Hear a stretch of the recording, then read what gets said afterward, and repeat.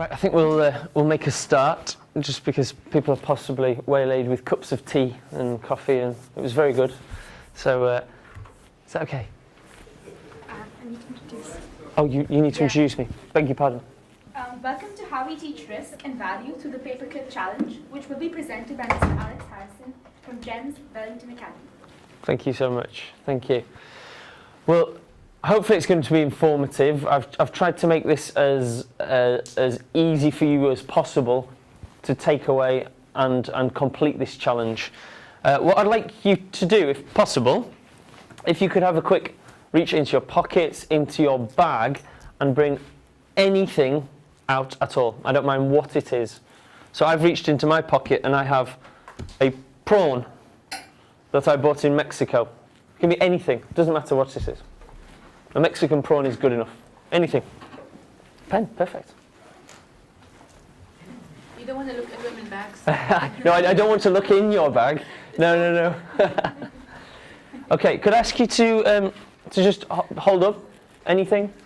Okay, so we've got a memory stick, a pen. That's a nice looking pen. That's a very nice looking pen. Not so nice. Look, I'm really joking. It's a nice pen. I asked for anything. Okay, a bottle of hydration. Sunglasses, very good. Keys, are they to your house? Yes. Very good. Well, I won't ask where you live. Some candies.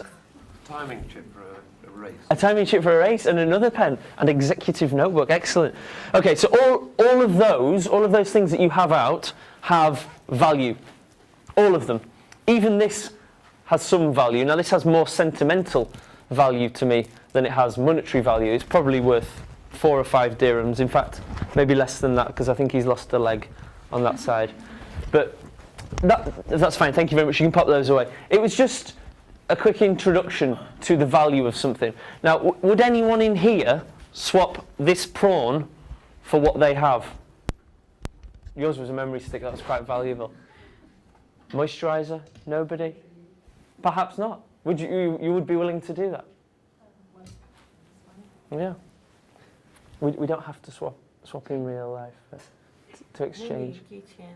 Okay, maybe if I added a little bit of a keychain to it. Okay, thank you. So what we're doing inherently by doing something like that is adding value. We're assessing the value of the things that we have. Now, this, like I said, has more emotional value to me than it has physical value. And there might be some things that you have that are equally the same. At Wellington Academy, Silicon Oasis, what we tried to do was set up a challenge that enables students to assess value. And the reason that we gave them that challenge was because more often than not, if you start with nothing, you can build something great. And Amal had spoken about that earlier in her keynote speech. The reason why we wanted to do it is because these two gentlemen here, okay, Richard Branson comes from a relatively affluent background. Warren Buffett had started with nothing and is now arguably the world's most competent and most valuable investor. So we wanted to create something that gave students that sense of value, that everything they have has an inherent value, be that through a swap, a trade, or monetary value. The idea for the Paperclip Challenge is not mine. I won't take credit for it. It comes from a gentleman called Kyle MacDonald, who is a Canadian gentleman. And rather than me explain exactly what he did, I'll allow him to do it because he does it best. And this was a swap that he started with a single red paperclip on his desk. In 14 swaps, he ended up with a house that was his to keep, which is amazing. It's amazing. And brings students back to the inherent value that you have with everything. Now, my tie even has value. You know, it might be that I can swap a tie for a left flip-flop or whatever it is. And it's giving students the thought that they can do that, a real can-do attitude. I'll just allow Kyle to explain. It's a short 5-minute video about his paperclip challenge. Let's hope we get the audio.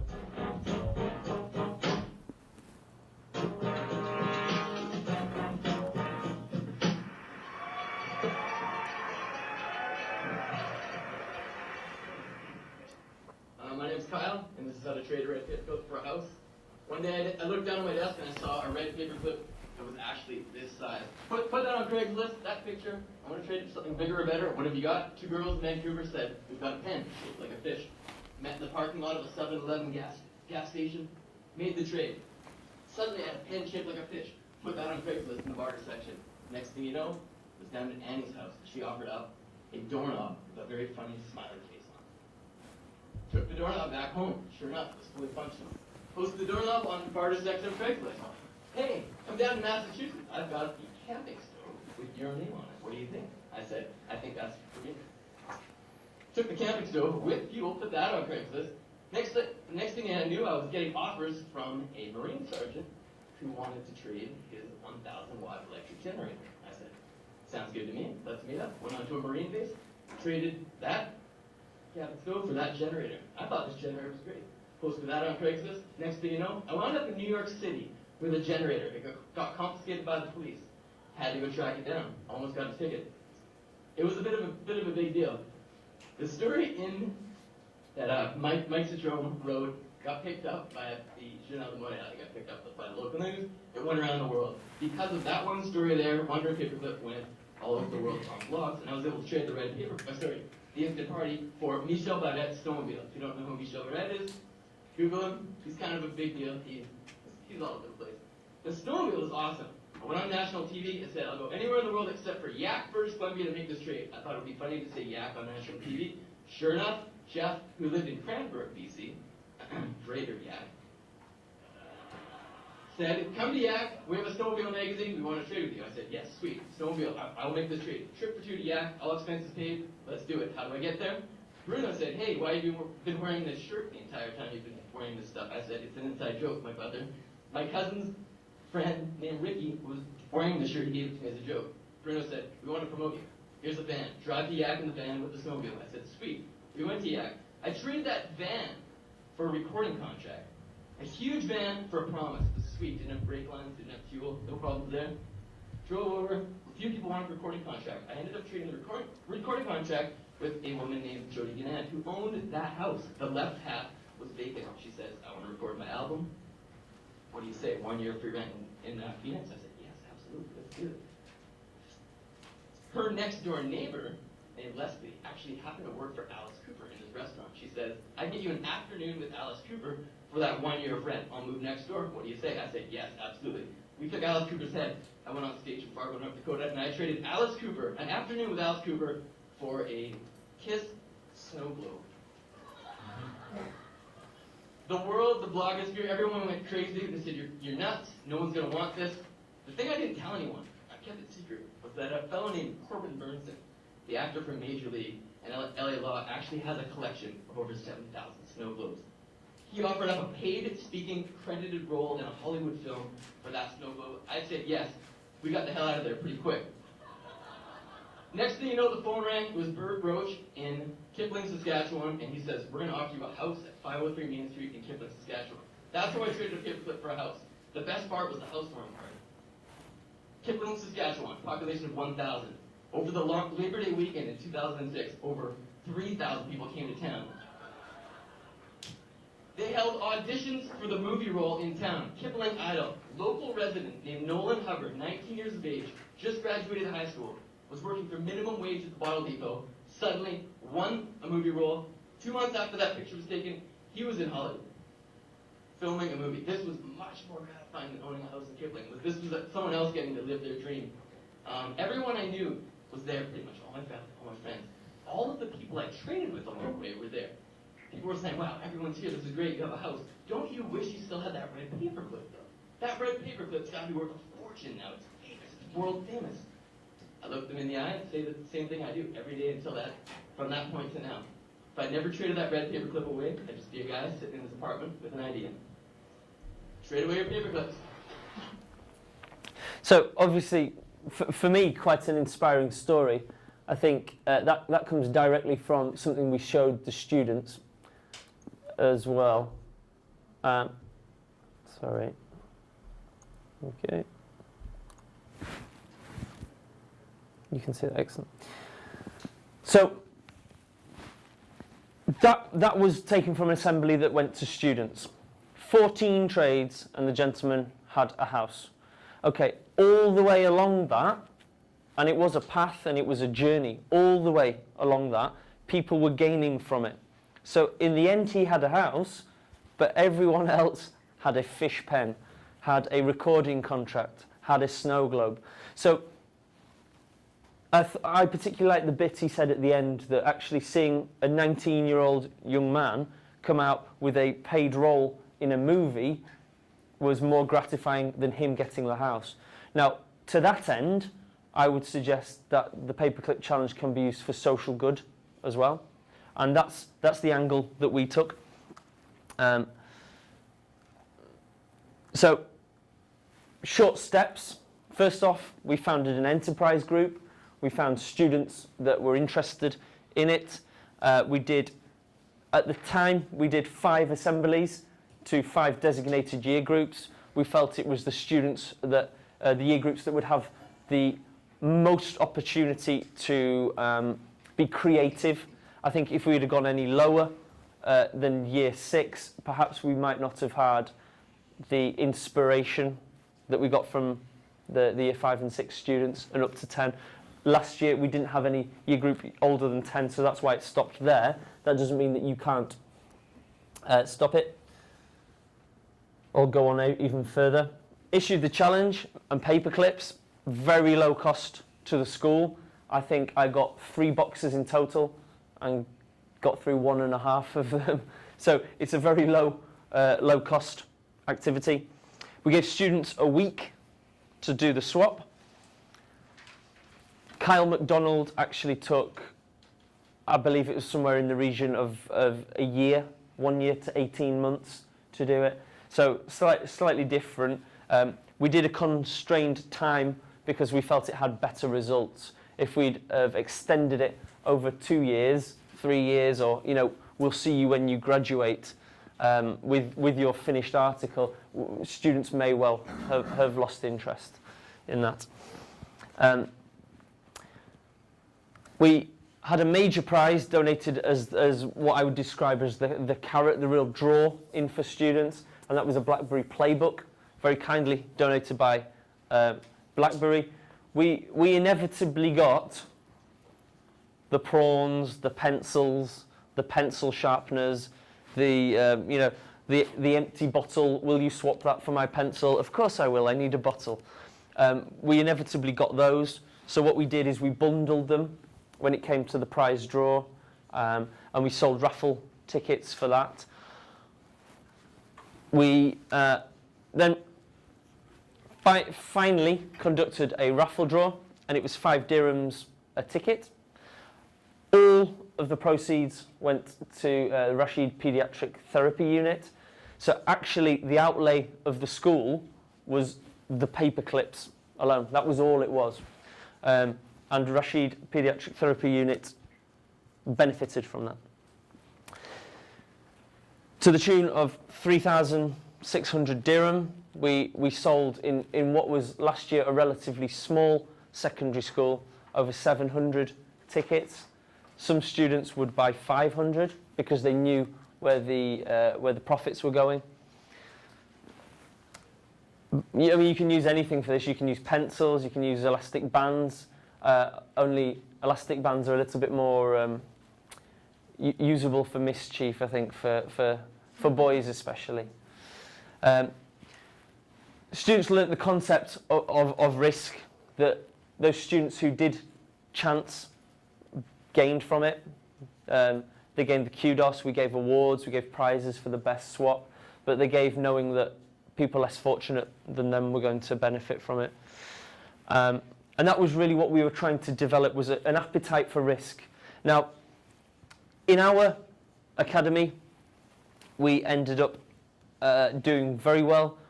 One student had traded a paperclip in the end for a watch worth 1,500 dirhams. We had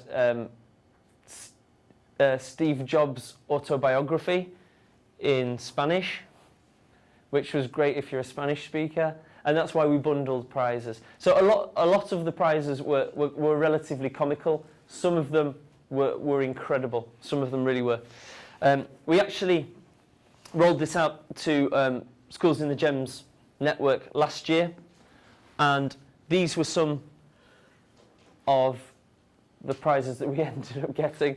I always find this amazing because everyone started off with just a paperclip.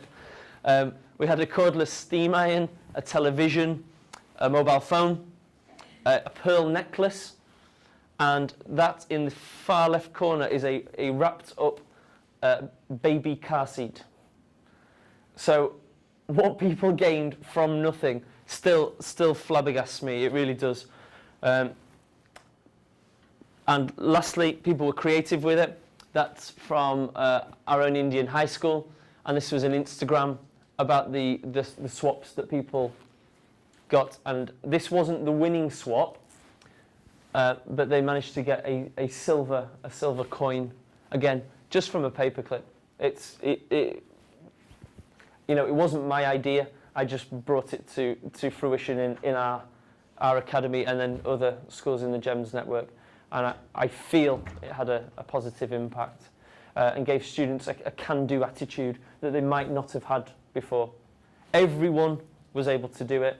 It was accessible to everyone. The only thing stopping them was their imagination in some cases. That brings me pretty much spot on. I was told I would have 20 minutes to present, started slightly late, so we've whizzed through that. And then we have an open house for questions, if you have any. Yes? Thank you for the presentation. Thank you. The paper, I still didn't understand how this works. How it works. Yes. All So you have this paper, yes. paperclip. Paperclip, yes. Okay. So what do you do with it? Maybe the students have it, then what? So the student has a paperclip. Okay. They then find somebody who is willing to swap, exchange the paperclip for something else. Why? Because that's a good question. Yeah, good question. Why? Because we felt. So I have a paperclip. Yep. Okay. I say I want to trade my paperclip. Mhm. You will tell me what you will trade with, or? Yes. Yeah. I could maybe show you. Yeah, maybe we'll do it practically. Yeah. Maybe you have a paperclip. I have a KHDA What Works pen. Okay. We swap. Okay. I give you the paperclip. Give the paperclip. The pen. Okay. You go away with the pen Okay. and try to swap that to something of more value. Okay, and what he will do with the paper? Well, then he will try, yeah. Well, then maybe he has two paper clips. Maybe I get an iPhone 5. Okay, that's it. I will sell it, and I don't want to continue. Yeah, perhaps.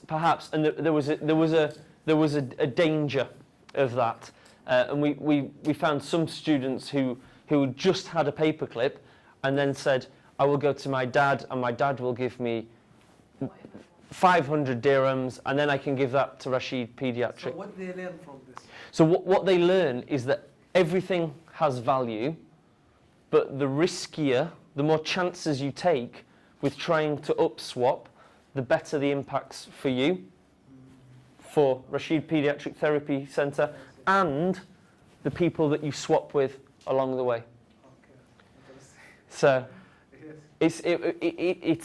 it worked very well. It engaged the students from the very first day. Take chances. To take chances, that's it. Yeah, to know that if they try, they have more chance of a better outcome. And I think at the most, the basis of this is taking risk. Yes. Because, as a future businessman, risk is the most important thing in your life. If you Yeah. don't take risk, you will not gain. So if we make students to reach this point, taking risk, so this is a very important step toward, entrepreneurship and being a businessman or tradesman, because the basis is taking risk. Absolutely. And it may be that we have lots of pens that have been given out all the way throughout, and that students stop there. If they learn that actually, if somebody wants their paper clip, they can get something more with it, then they will learn from that.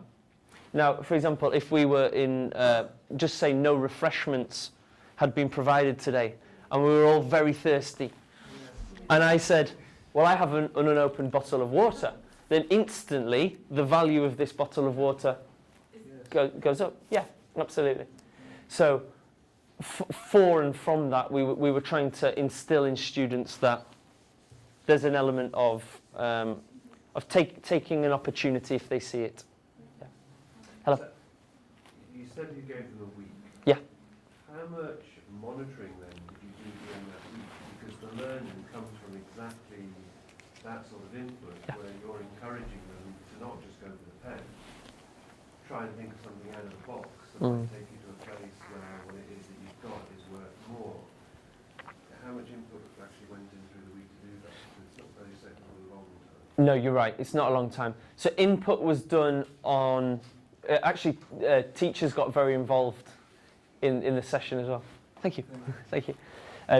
Teachers got very involved in it. So we had several students who had board rubbers that they had then swapped with another teacher for something more inherent of value. So in terms of monitoring, we weren't having daily collection sessions. So it was quite laissez-faire, if I'm being perfectly honest. It wasn't as monitors as it could have been, and younger students tend to be more enthusiastic and actually need less monitoring than the older students. Now, the winner of our competition was a year 6 student, ironically, who had the highest value item. So we didn't monitor it other than from start to finish and interactions with the students in between. You could do that. You could. The guy on the video, Kyle McDonald. Kyle, Yeah. he obviously used the website Craigslist to expose what he was trying to do to a wider audience. Yeah. Obviously, that doing something similar here with the students would obviously expose them to risk of meeting unknown people. How did you manage the risk from within the student body? Yeah. So that's a good point. Good point. From initial conception of the idea, we thought about the possibility of developing a GEMS style eBay. GBay was the name that we come up with. We didn't go with that. We thought, is that something we can do in-house? Actually, as it transpired, that would have been almost months worth of work, and so that didn't happen. All of the students were told to be risky with what they're swapping, but still very much the don't talk to strangers aspect was there. So they were free to trade with whoever they wanted. Whoever. It didn't have to be somebody from within the school community. No. So we had a lot of people who would trade with family and friends. Fantastic, because it's safer, and actually parents are more willing to encourage and then go, well, there you go, son, that's a watch I don't want. So it has its pros and cons. I would say that was the safest way of doing it, but also it also dumbed down the risk element, so students weren't as risky as they possibly could have been. I think if you did that further up the school, in years 12 or 13, then you would have seen different results, because they are naturally a lot freer in their social time and so on. So we did try to mitigate the risk, but that was probably by default, if I'm being honest, by the year groups that we'd given it to. Inevitably, we had things like an antique Moroccan chess set that one student had up-swapped, and that was given to them by their uncle. So I think more than the because it was relatively, I think as a parent you would look at that and go, well, I don't want my son or daughter knocking on every house in the street and doing that, and we'd advise safety as the primary concern in the assembly as well. You've done it twice now then, 2 years on the trial. Once in Wellington Academy as a trial, and then the other time through 5 GEM schools. What would be the key thing you might change doing it a third time, or improve it doing it a third time? If I was to do it a third time, good question. I would probably say not monitoring, but an update, to provide students with updates. So a kind of, almost as a motivator, like best swap of Sunday. Almost like a league table, because I think it creates an element of competition. That's what I would do if we did it again. And that's something, again, we could put on screens throughout the academy, emails to form tutors or whatever that may be. That's a lovely Instagram because it shows the progression of that particular student's development to the end. Yeah. Are all the students expected to produce something like that at the end as a result? Not necessarily. All students were given a piece of paper. They could have, if they'd have wanted to compile it as that, what we had told them is that we need evidence of the swap. So inevitably, students who had swapped maybe a paperclip for a pen only needed the pen as evidence because they had that. Where it was bigger swaps such as this, we'd ask for a photo of every swap to be done. But yes, I mean that's a fantastic example, step by step. Were there any other questions at all about implementation?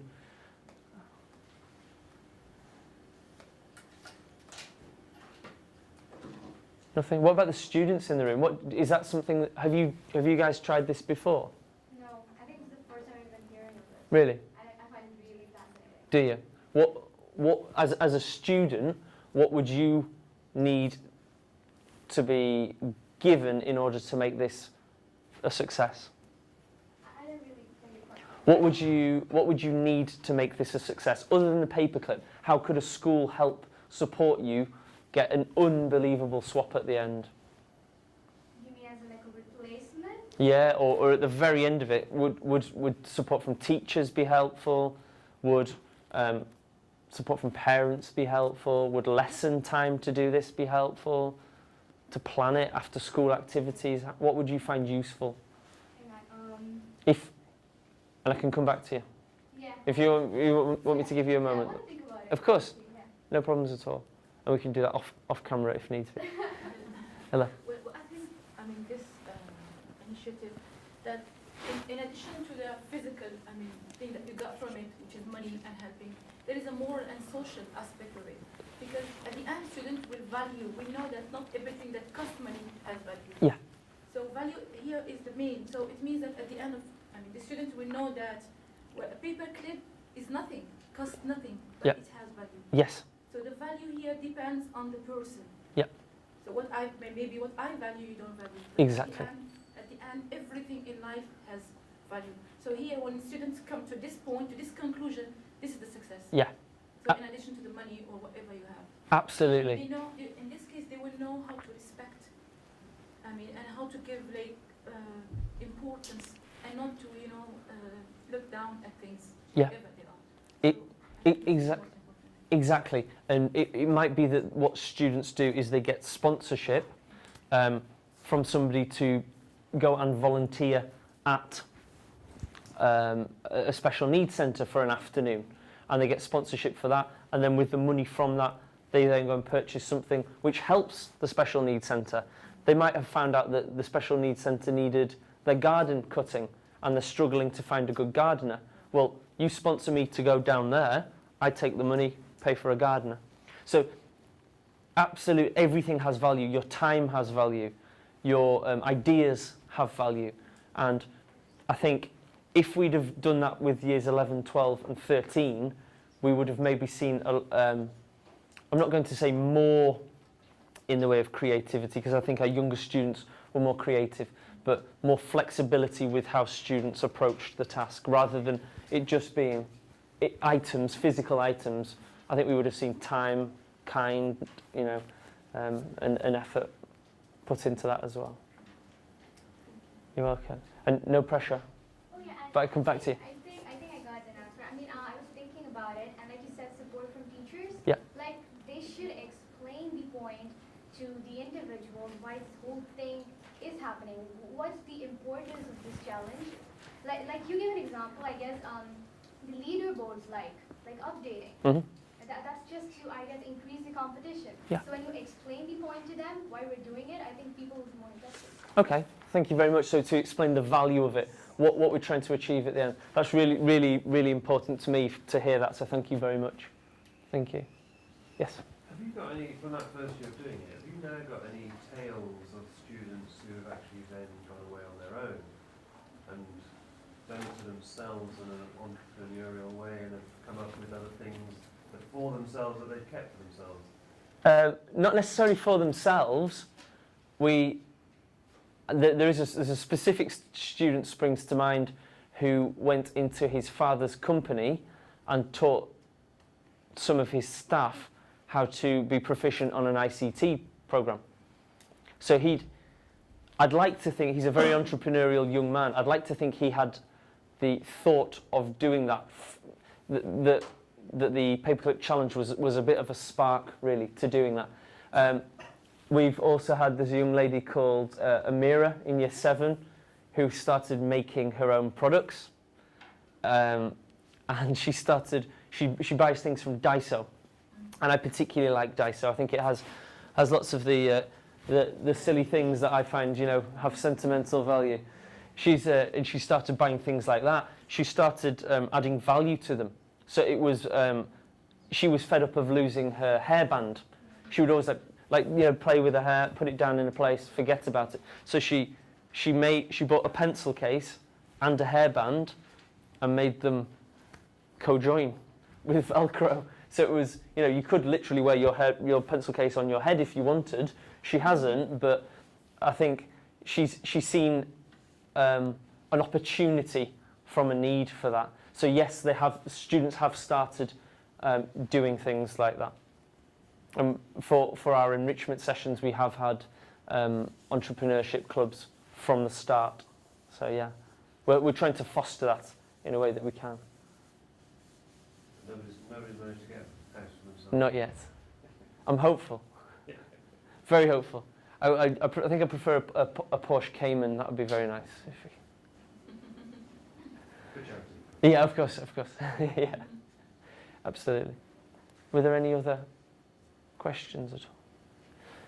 Thank you very much for choosing to come and see me. I do sincerely appreciate it. There's a sheet at the front. If you'd like to take that away, it's a sort of summary on a page with some ideas and what students have said about that. Please do take one on your way out. I'll just hand over to you. Thank you. I'd just like to thank Mr. Harrison for a very interesting and thought-provoking session. And as a student, I think this would be an incredible initiative to have. Thank you. Because it teaches us a lot. Thank you. Thank you very much.